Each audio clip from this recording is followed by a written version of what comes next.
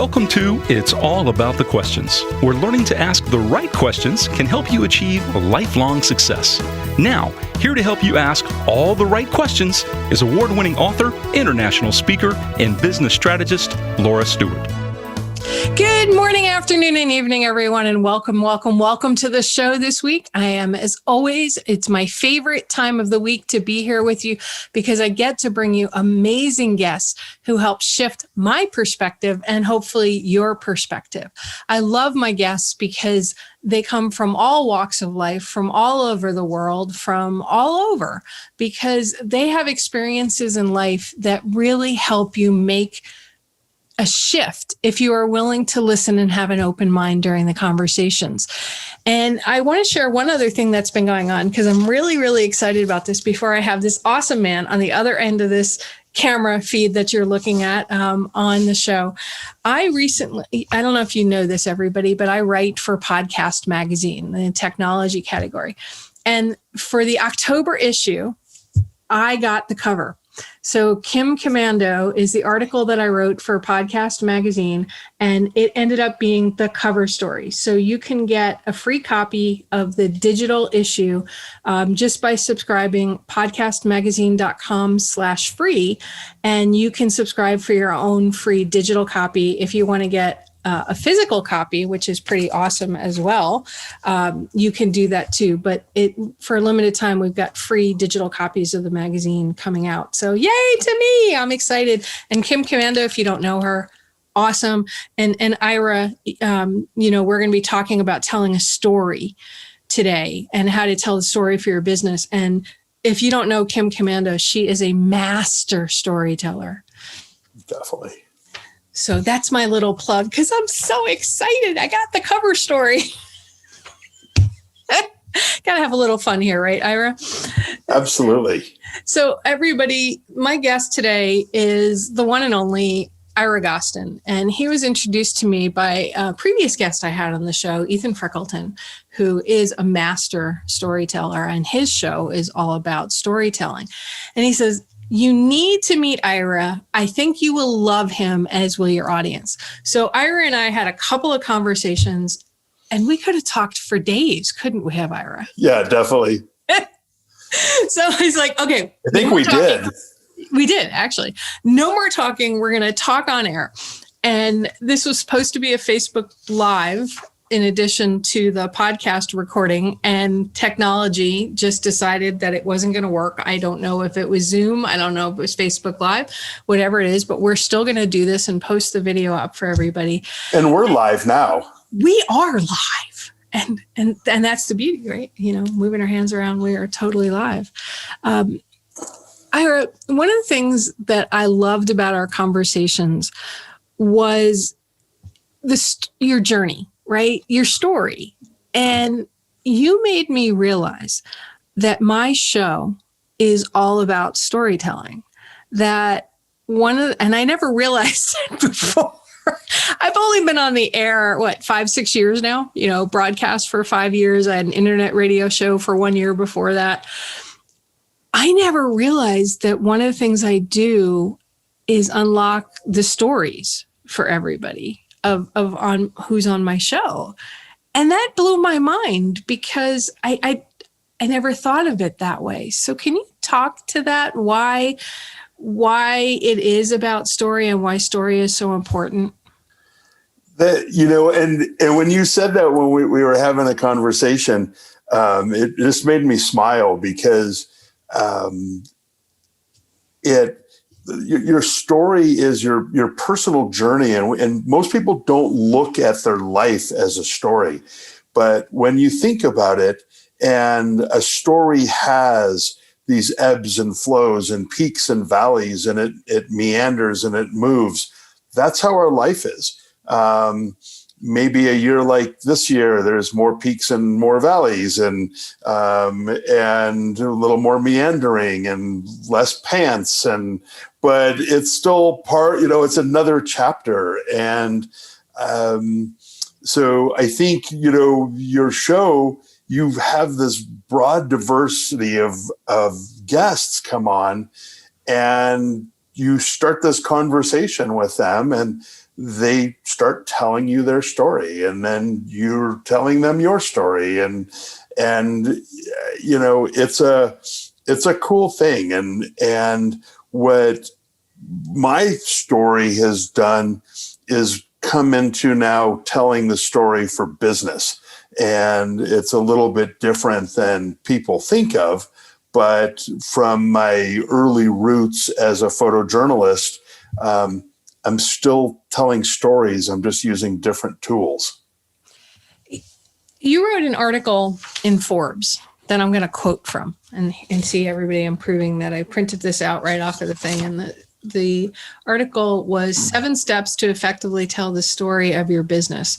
And you're on the Forbes Communication Council on around leadership and everything. But this was interesting to me because I had never looked at it like this before. You said, now it's the time to turn all these adjectives and descriptors into a story, because you lay out a process by which people can figure out their story. But you say, this isn't an elevator pitch or a sound bite. It is the story of your business. It should be no longer than a couple of brief paragraphs. And I had never thought really the difference between the story of your business and an elevator pitch or a soundbite, because I feel like the world has gotten to the point where everybody wants sound bites. Everybody wants the 30-second elevator pitch because you're at a networking event or you're on a Zoom thing and you only have a couple of minutes. But you're saying the story is different than that. Can you expand on that and why that's so important? Because I feel like that is massive, huge. People think of their story as their elevator pitch. That's the first comment that, oh, you mean my elevator pitch? And I'm like, no, that's not what I mean. And then they go, and what an elevator pitch. I have a friend of mine, her name's Alice Hyman, and she's a sales guru. And she hates the word pitch because to her, a pitch is something, this white spherical object coming at your head. But it's, and I've heard it as a matchbook pitch, like you should be able to write your elevator pitch on the back of a matchbook, except that anybody under 35 doesn't actually know what a matchbook is. Right. So an elevator pitch should be designed to have one and only one response. That's interesting. Tell me more. Okay. Now you tell the story. It's just a hook with a worm. And the elevator door opens and the guy puts his hand in the door and says, I'm really interested in this. I'd like to learn more about it. And you trade cards or, cool, out. Doors close, end of conversation. Your story is all of those marketing buzz things, your competitive advantage, your uniqueness, your unique selling proposition, all of those things that became buzzwords in the 90s of how to market your company are pieces of your story.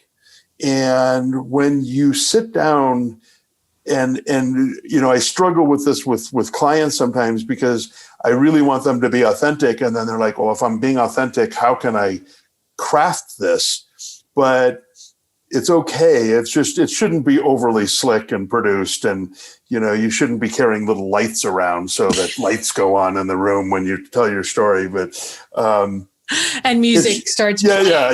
Dun, da, da, trumpets. And, but it should be believable and it should be authentic and it should be interesting. And you should grab the listener's attention and you should be confident. And all of those things come into play to tell that story. And, my clients are mostly in the industrial space. So, you commented on my website about that it was a little dry and it wasn't this fascinating story that you expected. Right. And I'm targeting people that I want it to be a little more left brain than right brain. And that's my client base. But when I tell my personal story, it's fun and it's exciting, and I'm having this amazing joyride through life, and I'm having a blast. And when I was 15 years old and decided I was going to be a photojournalist and was riding my bicycle to assignments for my weekly newspaper in the town that I grew up, with my police scanner duct taped onto my handlebars. I have a total picture. I just assumed that was going to be the rest of my life, but the industry changed and journalism changed, and I fell in love with Reno, Nevada, and decided that I wanted to stay here, and this was my home, and then became just equally enamored with the idea of public relations and stakeholder engagement and creating storytelling for business. And I love it. I have a blast at work every day. Now, you had this love of photojournalism, and you shared stories with me when we were chatting about Gene Hackman and race cars and Steve McQueen and all this amazing stuff. And I do love the Gene Hackman story. So we're going to have to weave that in here somewhere because it just blows my mind. But you moved into this arena. I mean, you were with the Associated Press for a lot of years, which I think for a lot of people under 35, they may not even know who the Associated Press is because that's how much it's changed. But they were the preeminent source of news. You know, you had the stringers, you had journalists, you had the photojournalists, right? But you moved into this realm that, based on our conversations, I never would have pictured you going into, right? So you went into the mining industry, precious metals, mining, all of that kind of stuff. And you took yourself out of, I look at it, out of this world that you wanted to go into and went into a very left brain world, right? Assuming left brain, I always get those two confused. Yes. Of like facts, of figures, of things that not most, but a good portion of the world is against because of the environmental impact, but yet they want all of what the mining industry does and creates and gives to us. I mean, how did you make that shift? I mean, there's a story there that I think can help people, my listeners, understand how a story can evolve while making a difference. Yeah. So, there was a couple steps in between. And one of those was, I think anytime you make a massive life change, you need some kind of catalyst to help you push through that. And so my catalyst was going to grad school and getting my MBA. And at the time, I was going to be a marketing director. And my goal was to become a chief marketing officer somewhere, even though there's only 2 people in Nevada, I think, that have that title. But I hadn't done that much research. So I get through grad school, and there's a piece of this that's really important, which is most MBA programs are pretty similar, and there's a trio of finance classes. There's accounting, finance, and statistics. And in that core, you learn about net present value and the future value of cash flow. And if I'm speaking complete gobbledygook to you, it's your home mortgage, how that money works for you in the future.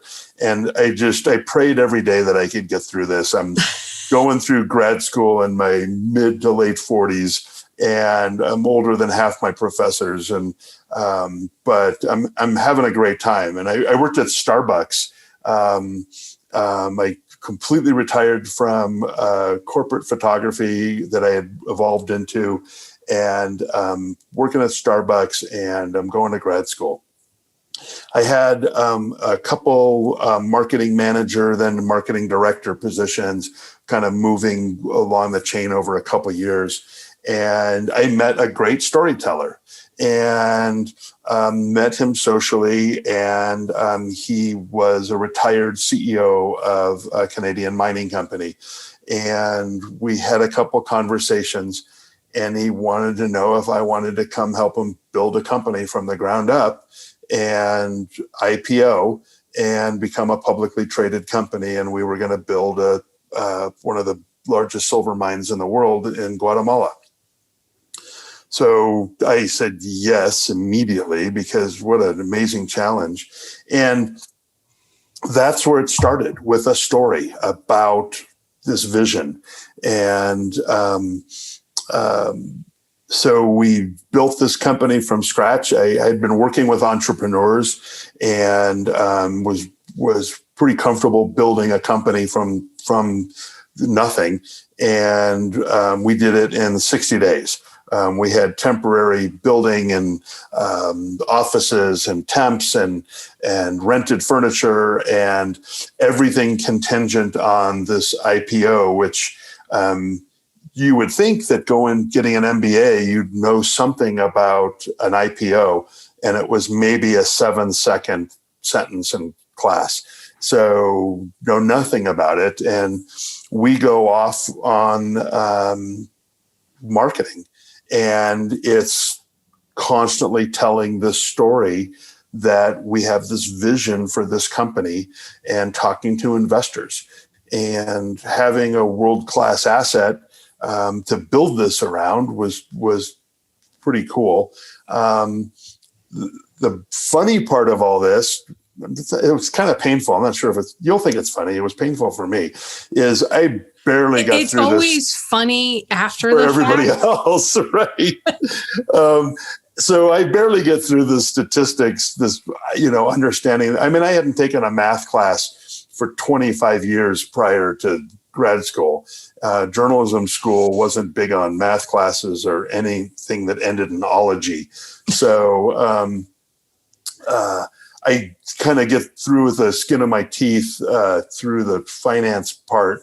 And suddenly I work for a mining company, and, we don't move a desk chair without figuring out the IRR and the net present value of the move. And so I actually went to the Colorado School of Mines and took the same graduate level class over in 3.5 days. So they pound a semester class. And, at the end of the day, I'm still a right brain visual guy. So working in Excel for 3.5 days with homework every night was brutal. And then fast forward, I actually have taken that class again in the advanced level for several years down the road, more of a general, not in the resource space. But we wind up marketing the company, and we do an IPO on the Canadian market, and we raise the money needed, and we go to work building a mine in Guatemala.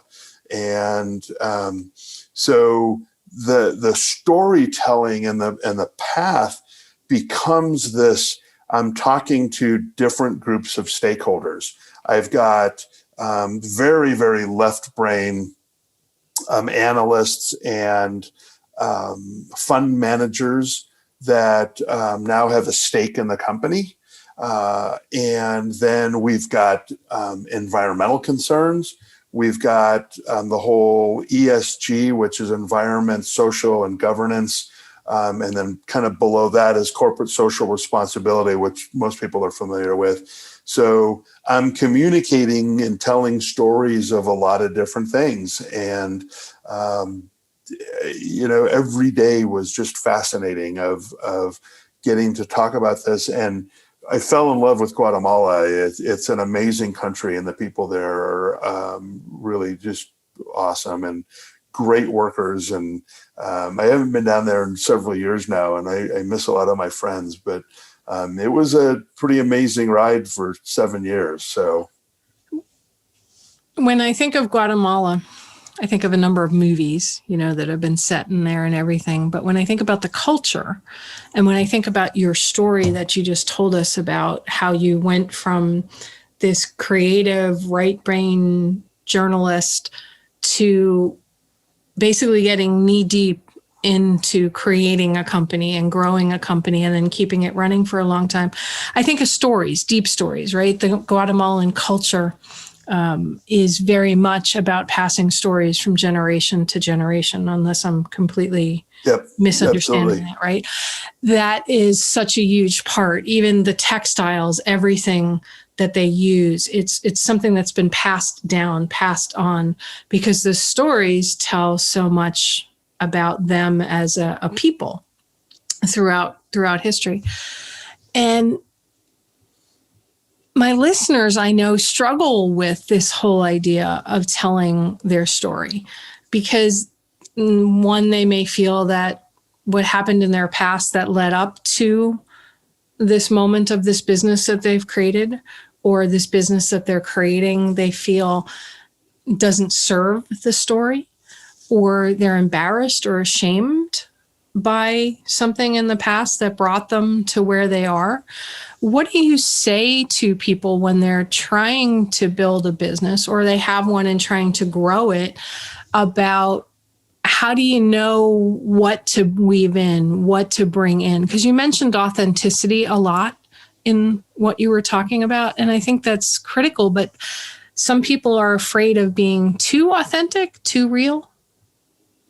Yeah, you have to be human. It's, I think in the late 80s, the B2B, the B2C, those, consumer or business to business things. And I started seeing H2H, human to human. And I love that because, especially this year, it's about human connections. And as an example, just to kind of go back to Guatemala for a second, the mining brains, certainly I say we, but I wasn't part of that decision because I'm not a mining person, although I guess I get to claim it now. I think so. By this point in time, you need to change your story around that. The people, our brilliant chief operating officer who was building the mine, and our people that were building this decided that instead of bringing contract miners in from another country, so that would mean building a camp and bringing out-of-towners in from Mexico or from Peru, and they work and they rotate in and out, and they do the mining and the construction. We trained Guatemalans, and we created opportunities and jobs for nearly 1,000 people. And some people moved from other parts of Guatemala, but for the most part, we took a quiet farming community and taught some skills and in industry. So, there's a key story within the big story right there. And so I think as a business person, when you're crafting your story, and I'm a huge fan of the whiteboard and colored sticky notes and Sharpies, and because you want ideas, you want single ideas, and just start brainstorming and really get other people in the business. And the term stakeholder, we tend to only talk to, the executives get together.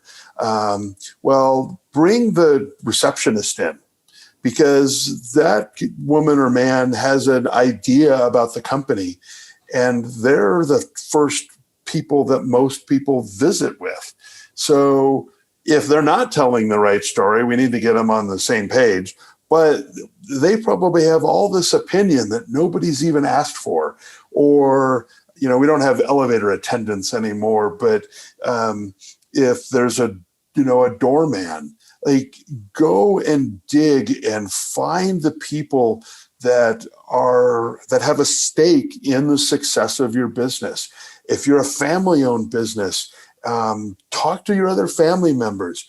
Who knows what ideas are lurking beneath the surface that nobody's thought to ask for? And then start putting all these sticky notes up, and they're easy to move around, and you get to put them in order. And then all of a sudden you'll start to see this story take shape. And it's a magical process when you get to do it, because it really, then you start to have this third effect, 1 + 1 = 3, because we've got this story here, and like, oh, you know what?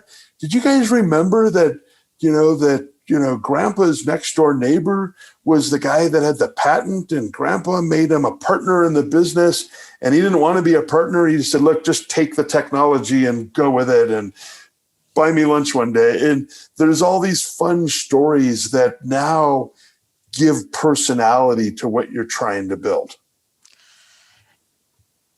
Are there some key questions that people can start asking in order to draw out the stories? Because, I hear what you're saying. And I know for myself, I've struggled with how do I tell the story of what it is that I do, right? Besides the show. I didn't even, like I said, I didn't even realize till after I talked to you that my show is about telling stories to help people tell their stories, right?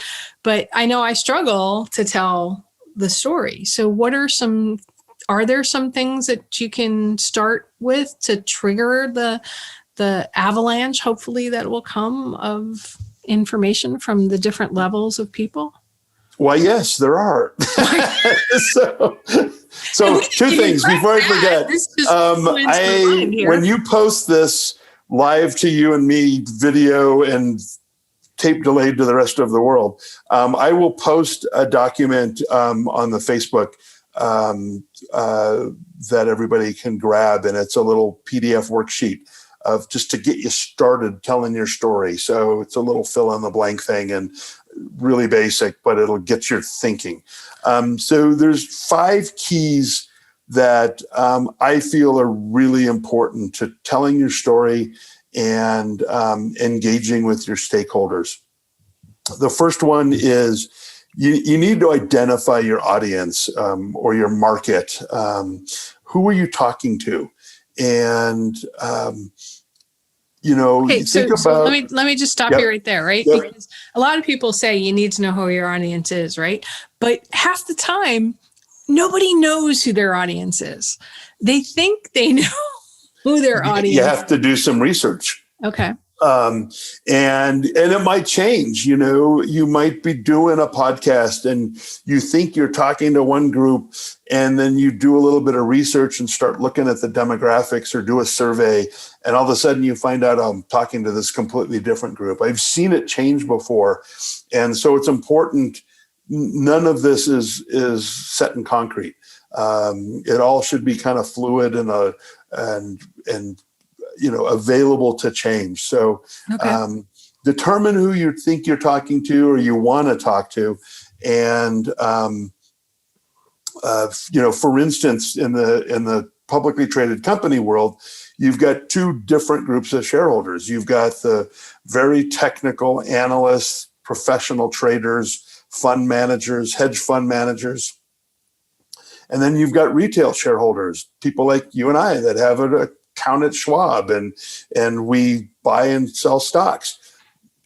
Very similar, but 2 completely different stories that need to be told.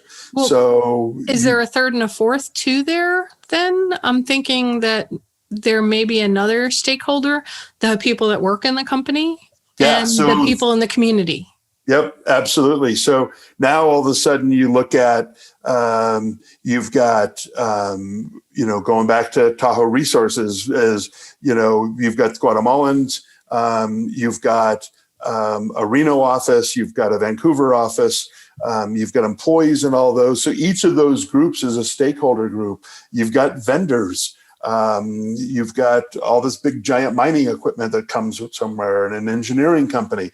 So you've got to communicate to all of your stakeholder group because it's who surrounds you.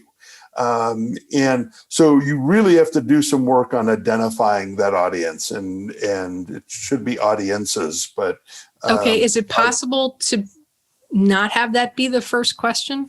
Like if it paralyzes you, if it freezes you up because you're not really sure who it is, can you start somewhere else to start gathering your story? No. Okay. I've always wanted to ask somebody that. You have to start somewhere, and the first one should be a little hard.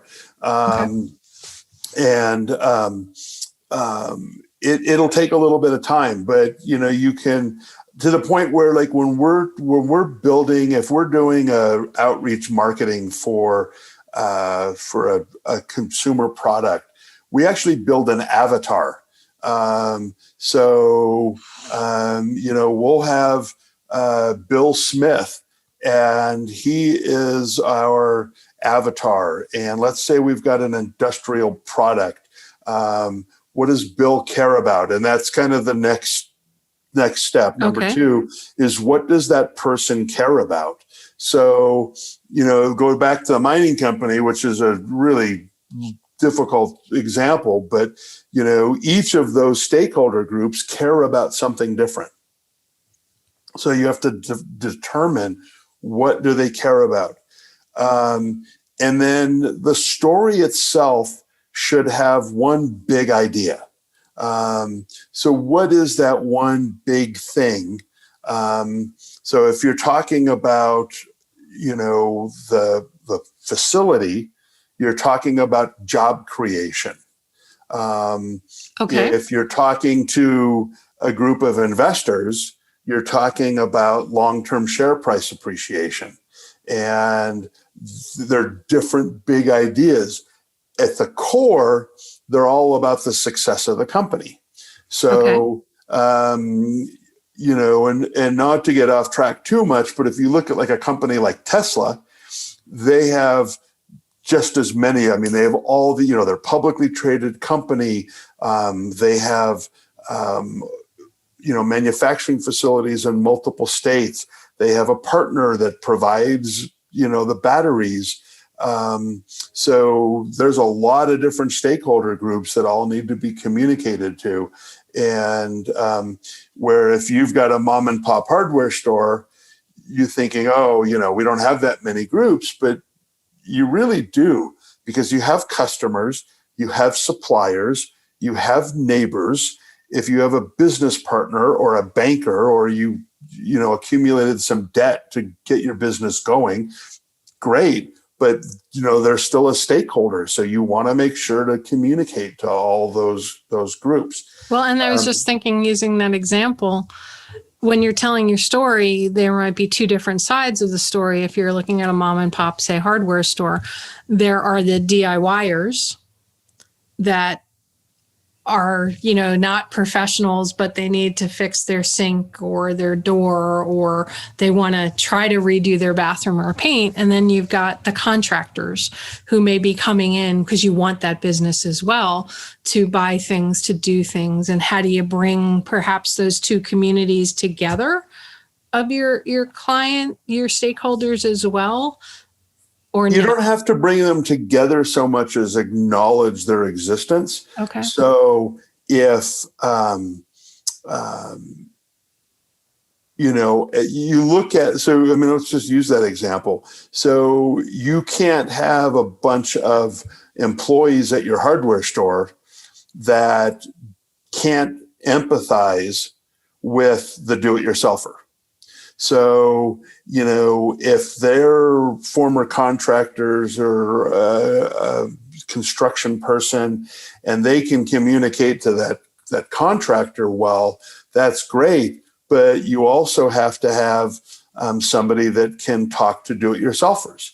And, we have like one little hardware store left, and it's awesome. And they still, you can buy like a washer or a nut. I love that. You walk in and you go, I need one of these. Yep. And he walks over to a drawer and he opens it up. And half the time they give it to you, or it's like, it's a nickel. Yeah. And, this particular one has this young woman that works there. And she is absolutely phenomenal. She knows everything in their store. But she is able to talk to customers in a way that they feel safe and they're okay asking questions. And I've kind of watched her just interact with people, and I don't have any stake in this business, or they're not a client or anything like that, but she just comes across as being empathetic. And what a great way to build a customer relationship. And Feel free to give them a shout out if you want. Yeah, it's the Ace Hardware in downtown Reno, so in Midtown. I don't even know them. They've been kind of instrumental in redeveloping that Midtown area. I go there once a quarter probably for, a bag full of little parts. They're really good at story. They get it. They totally get what they're doing. So you've kind of got that one big idea. You're moving into point number 4, where you've got to create now this story that resonates. And that little hardware store. Are you a community store? Are you for contractors? There's different ways to put yourself off. If you want to be that quick and good, get in and get out, or do you want people hanging around? Do you want to offer free coffee? It's just, there's all these little things that, like, what do you want to be known for? So you start to put that story together. And then the last part is the part that people forget. And it's really as important as the first part. What do you want them to do? So what's your call to action? Is it strictly to get people to go to the website? Do you want them to come into the store? Do you want them to come call an 800 number? Google us, or you have to tell people what you want them to do. And, I don't know how many times I'm on the freeway and I see this engaging billboard for 2 seconds as I'm driving by, and it's got something that made me look at it a little bit longer. And I have no idea what it was an ad for. They forgot number 5. They entertained me for a split second at 65 miles an hour. And I'm not going to get off the freeway and loop back around to go look at that billboard again. So they didn't tell me a story in that short a period of time. Or how many times do you see a billboard where you're driving by and the type is so small, you can't read it? Yeah, that blows my mind. They didn't test it. Even an ad in a magazine or something too. Yeah. You can't find the website. And so there's all these pieces, but when you get steps 1 through 5 going, it'll move the story in a direction now where it'll really help you to build some structure around it. And then you can kind of have fun as you meander through the different points. All right. So taking that, what pops into my head is some people that have been amazing at telling story, right? They started out as small things on, let's just use Shark Tank as an example, right? Most of the world has, at least most of my listeners have watched Shark Tank. I talk about Shark Tank in my book because I just think it's a brilliant model. So Bombas, the sock company. And the list could go on. Scrub Daddy, the sponge. It was this story that got created that built. For Bombas, it was buy a sock, give a sock, but that wasn't the story, right? I think the story of Bombas, what became the most requested item in homeless shelters, is socks. That's the start of the story. What is the most requested item in the homeless shelters? Socks. And now it's, Henry Kaiser back in whenever, find a need and fill it. And so how do we do something that's really cool for our community, but we need help paying for it? Hey, what if we did this? And it doesn't have to be completely altruistic or philanthropic, because not every story is there, but it that helps, right? I mean, I always give away a percentage of all of my revenue to different charities and things like that, but that's something I've always done, but I don't talk about it a lot. But I don't want people to think that you have to give away one or whatever, but that's not what you're saying, right? The essence of the story is, and I'm a big person that I feel like if you get something, you need to give. But how do you take that from there? I mean, I think that they've done a great job of weaving this story in, when the way that they tell the story in their commercials.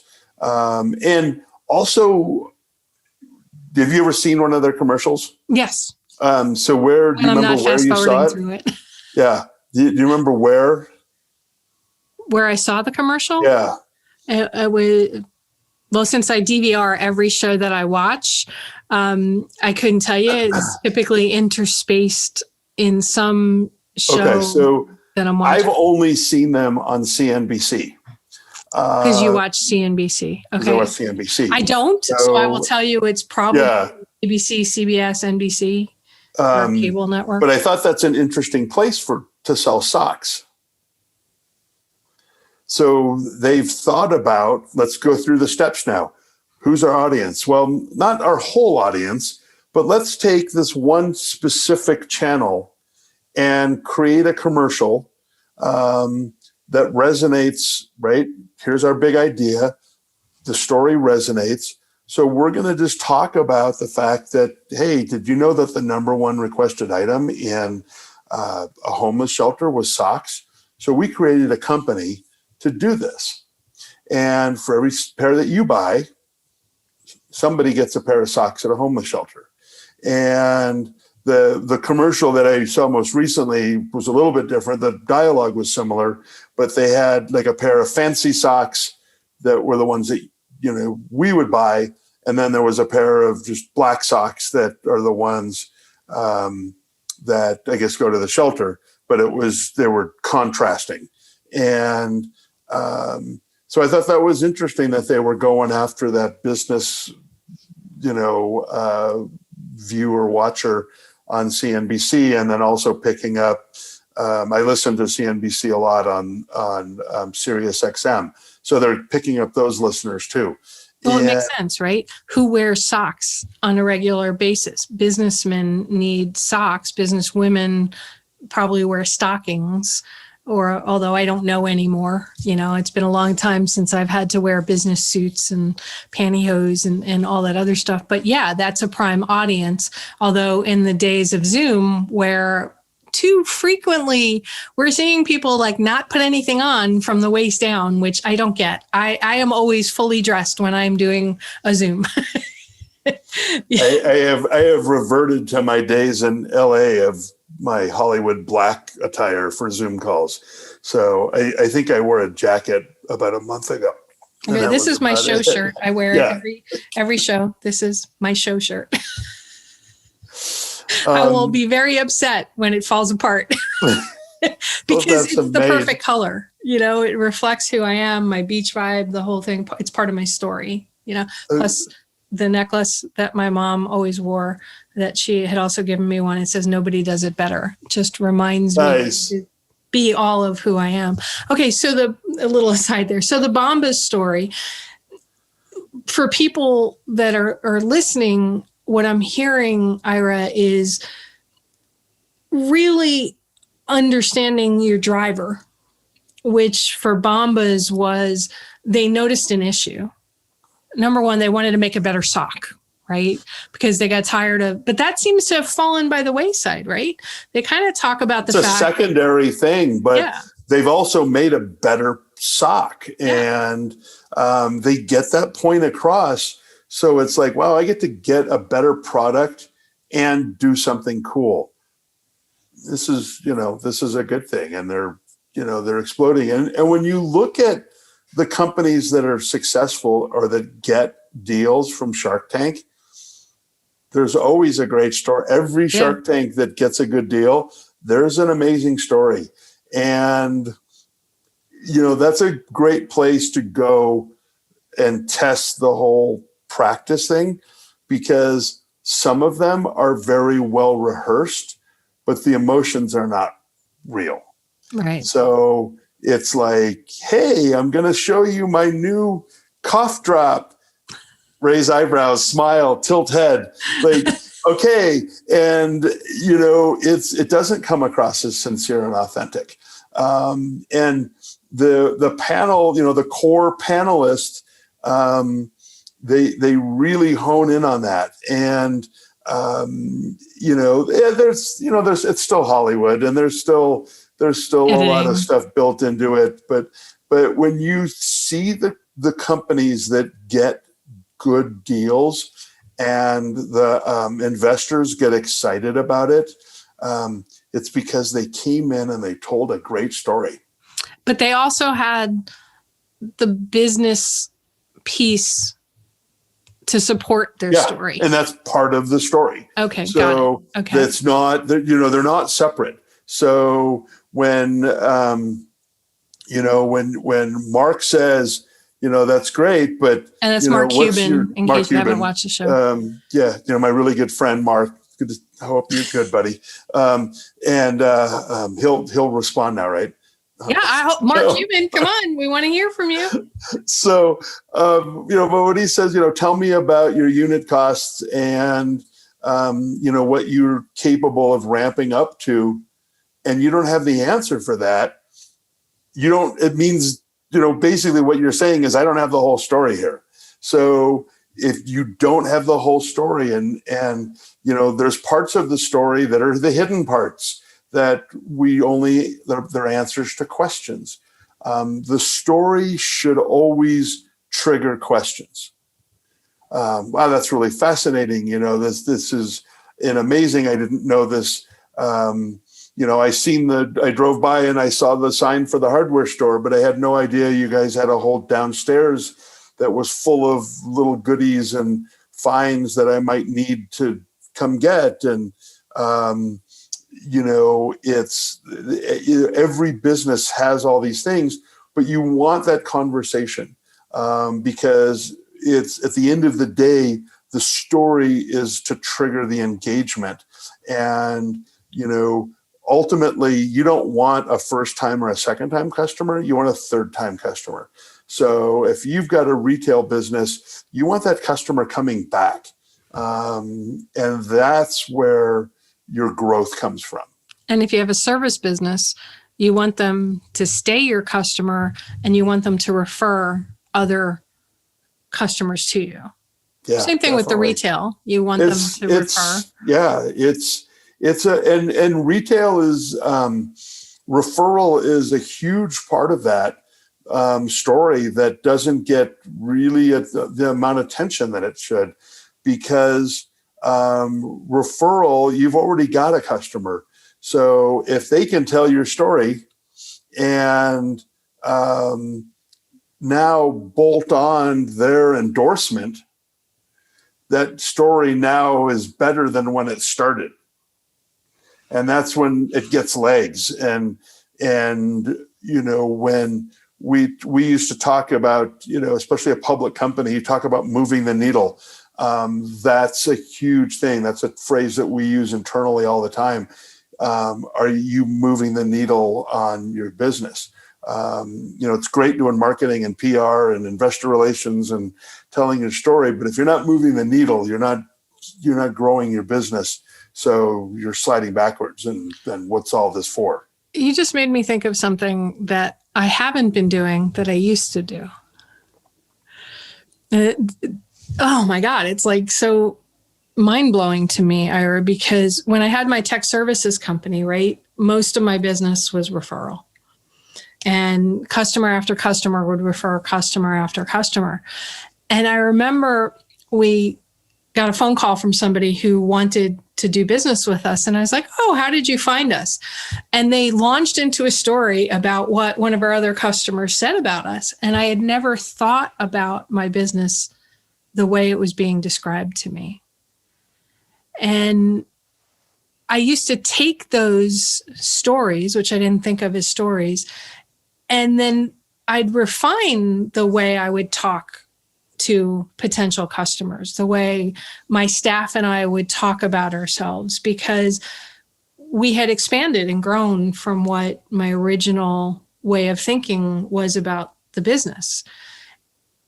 Do you see that happen a lot when you work with your clients, how they either stop growing their story, or the ones that are successful are the ones that can see the progression? I don't know if that question was really clear, because I was kind of formulating it as I was asking it. I feel like that's a key piece. And I if I'm wrong, just say, no, Laura, it's not. No, well, I mean, here's where you're absolutely correct, is once you start doing this kind of form of public relations, you have to continue it. And for a couple, and I don't mean it just because, the agency, you need to keep paying them, but, I don't care if you take it internally or you have to keep doing it.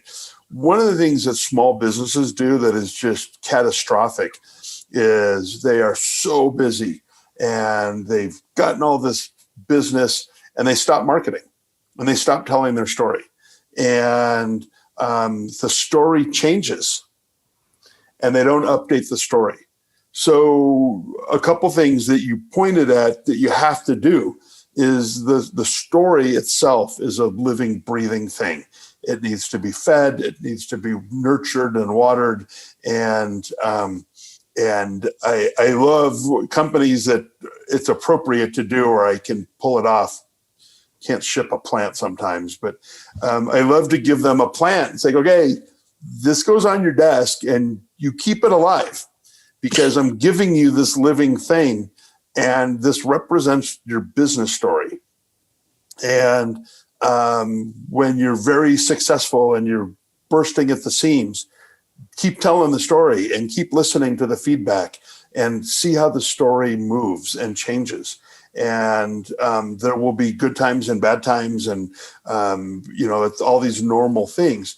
But if you just stop, then the perception is where you stop talking.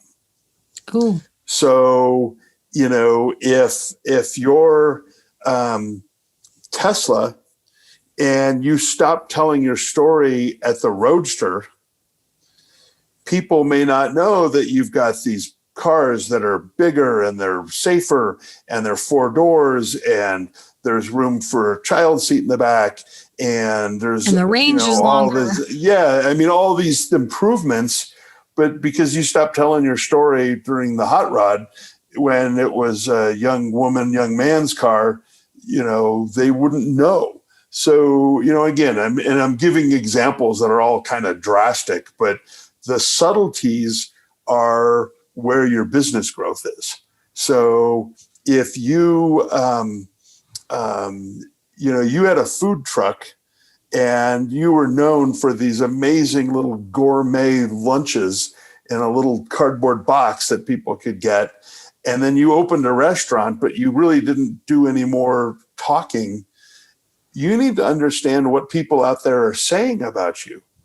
Because and that's where like some of the social media sites have helped, because people will talk. And if you don't monitor that, right? So if you're not monitoring your Yelp, you're not knowing what people are saying about you. And it's imperative that you monitor all those things. I love going to a Yelp to go look at something. I'm thinking about going to a place, or I'm going to buy something or use somebody new. And they've responded to every single post. Right. Hey, thanks for that you know what, I'm really disappointed that we fell short of your expectations. Here's my email. Please email me and let's figure out a plan so we can make this up to you. Now, Acknowledge whatever it is. Yeah. And, good or bad. But that business now has a very solid understanding of what's being said about them. And it's part of the whole listening mode. So there's all these pieces that are part of your ongoing marketing that are all kind of attached to the story itself. I had a couple of episodes with Janet Shines, Ashlyn Silva, and Heather Margulis, where we talked about like this whole social selling, monitoring your social behavior and what people are actually saying about you.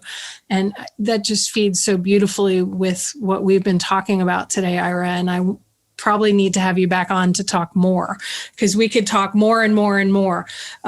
Before I have you share how people can get in touch with you and also get that PDF that you were talking about, I promised everybody the Gene Hackman story. Okay. I love the Gene Hackman story, and you in the seat with the camera, and then please tell this story, because I think it's a great story about story.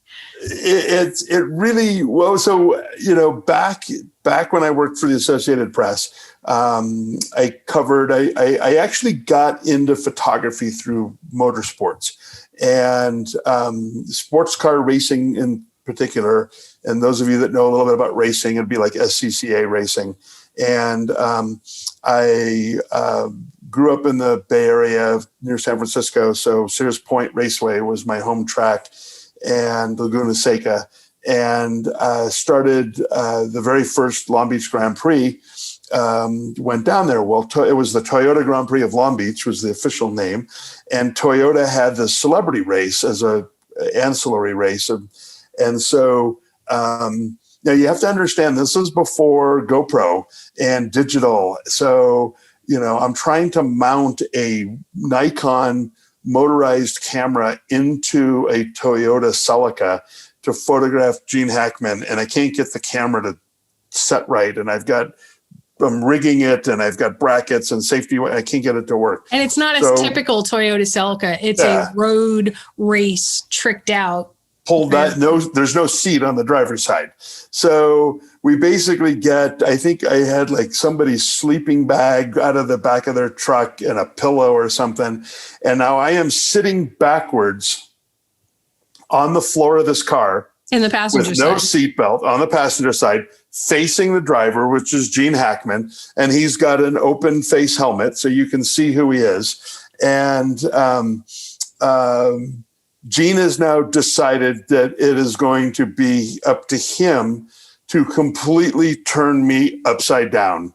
And he is going through turns, and I am gritting my teeth, trying to shoot pictures. And the picture somewhere in archives somewhere is, he's crossed up with the steering wheel like this, and we're sliding through this turn, and I'm trying to stay put, and I'm and of course, a roll of film only had 36 frames.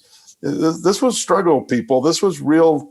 I only had 36 frames to get the right picture.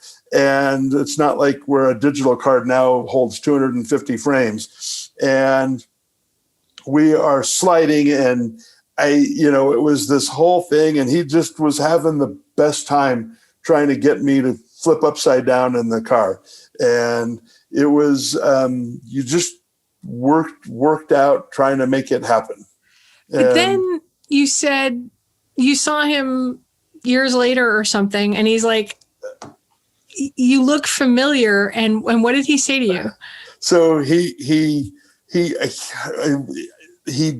looked at me, and I said, that I had photographed him at the Long Beach Grand Prix, and I can't remember exactly what he said. And it was like, oh yeah, I remember that kid. He goes, yeah, that was fun.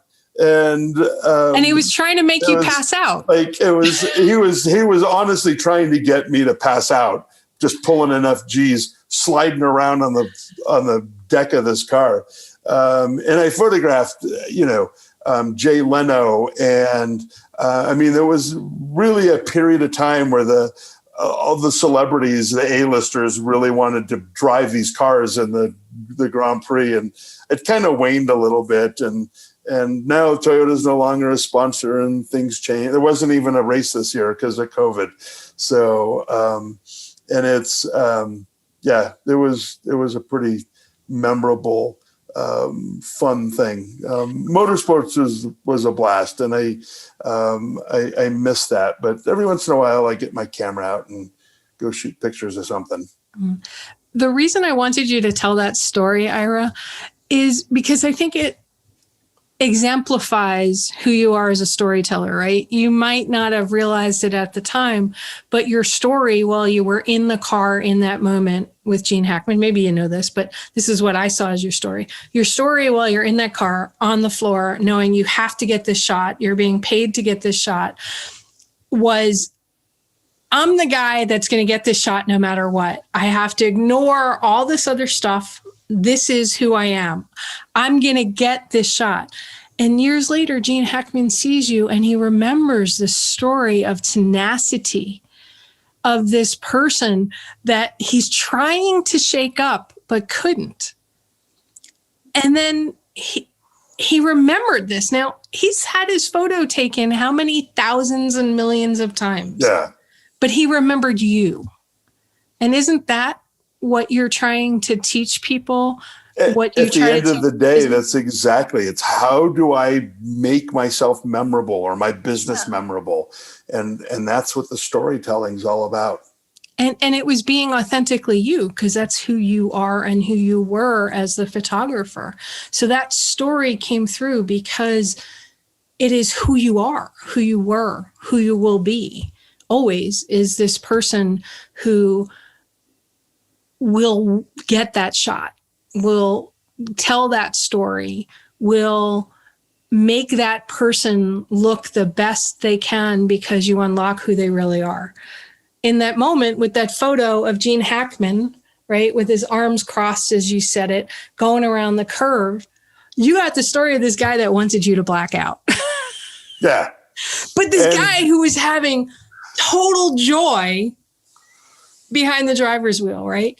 And that's, to me, who you are and how people can tell their stories. So thank you. That's why I want you to tell Gene Hackman's story. It's, and there's, I loved living in LA. I was, it's changed. This was all before paparazzis, and we got time with celebs, and they gave us a couple minutes, and you worked really hard to make a fun picture that, showed them off a little bit too. And it's changed, and it's different, and it's not better or worse. It's just different. So, but it did give me that bite of the apple of telling stories, and it was anytime I could be around a racetrack, it was always a good day. Cool. Because telling a story shouldn't just be about the person telling the story. As you said, it needs to be to move the stakeholders and let them see the value to them as well. If you just tell a story and it's all about you, then what I've seen is that the brand doesn't survive. The business doesn't survive. Yeah, and I mean, I think that's a really important part. We didn't really touch on that, but it's not a me story. It's, if you're telling the story of your business, you have to craft it from the business's voice. The business has a voice, and you have to develop that. And it should be the business talking, so that it's not about the teller. It's about the business talking to the recipient of the story. Cool. All right. So I'm going to have you back on, because we have so much more to talk about brands and stories. Anytime. Ira, how do people find out about you? How do they get more information if they have questions? So iragostin.com. It's IRAGOS as in Sam, TIN as in Nancy.com is their website, and you can email me from there. And I will post on the Facebook page the little worksheet about how to start telling your story.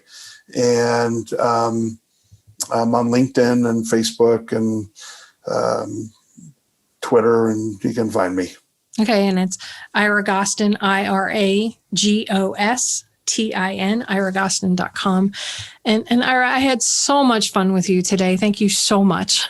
Yeah, it's been great. So I'm sorry that you and I are the only ones that are doing this live, but everybody else, you'll forget that it was taped. Well, what I'm going to do is normally I wait to post the video till I have my front and back done by the amazing Joshua Badibar, who does my video graphic stuff. I'm going to post this up into the Facebook group so people can see it right away, and then I'll repost it with the front and back saying it's all about the questions, just so people can see this, because I'd promised everybody out there. And then the audio goes to podcast as always. Every week I do the show, it goes up to all the major podcast platforms. And because, Ira, you said to me, to my listeners, that it's very important to do that last part, which is, what do you want them to do? There's two things I want people to do. Number one, I want you to comment. I want you to share what nuggets you've gotten from my time here with Ira, because sharing a thought makes it more real than if you just let it sit in your head and do nothing with it. And then wherever you're listening to this, if it's on YouTube with the video, if it's on iTunes, Spotify, Stitcher, Alexa, wherever you may be listening to, subscribe, rate, and review, and share these posts to get more people listening to it. So that's my call to action. How is that, Ira? Perfect. Okay. Please do that, though. Yes, because it's important that all the shows that you like get a little love and get people to join. And Laura's show is amazing, and you're never going to find another show that has the diversity of guests as Laura does. So it's cool stuff. Well, thank you, Ira. That means so much coming from you. And we're going to set up another day to chat. Let me close up the show today. Everybody, I hope you've learned one new thing or had a new perspective. There were several times on the show today I had goosebumps. I don't know if you could see them. This is my love of my week. No matter how bad I'm feeling, when I do my show, I uplift, because I get to be with these amazing people like Ira week to week. And you, as my listeners, I love to hear from you. Please let me know what you think of the shows. Share it, subscribe, and most of all, take action. Do something to tell your story to the world, because I know you all have amazing stories out there. And remember, the right questions can change your life. So what are you asking today? Have a great day, everyone. You've been listening to It's All About the Questions, starring Laura Stewart. Connect with Laura at it'sallaboutthequestions.com and download a free workbook that will help you ask better questions starting today.